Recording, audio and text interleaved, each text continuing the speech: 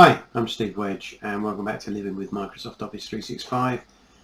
Today we're going to talk about why communication is key to successful program delivery.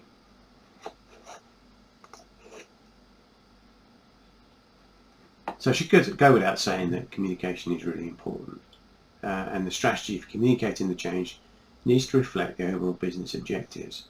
It needs to be planned early and be well executed. The communication strategy should not just be about moving email. Whilst this is important, the real return on investment is achieved from fostering the adoption of the other workloads.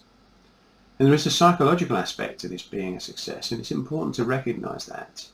And there are experts in this field that you should be looking to engage to assist with your communication, because the communication is about the adoption as well as about telling people what's going to happen. You have to incorporate other Office 365 services such as Yammer and SharePoint into your communication strategy, and they should be introduced as quickly as possible, but appropriately. Obviously, you can't use those all those tools until you actually start getting people onto Office 365. So you are going to have to work with email in the short term. But make sure that your comm strategy incorporates the requirements for business transformation, and that you build a network of advocates, champions, heroes, whatever you want to call them, at an early stage.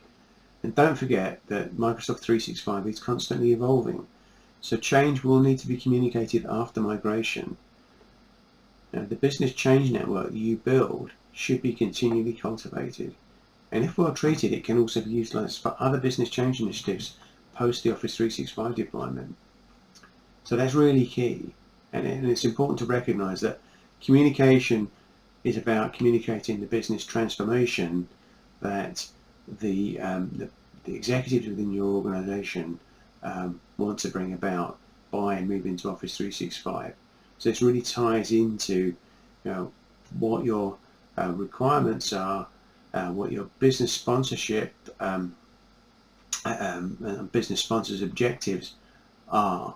Otherwise, you're just sending out some emails to people about moving their emails, which is great, but it's not really going to get you very far forward in actually changing the way that your business works, which should be what you want to achieve if you've taken the steps to actually engage with Microsoft to purchase Office 365.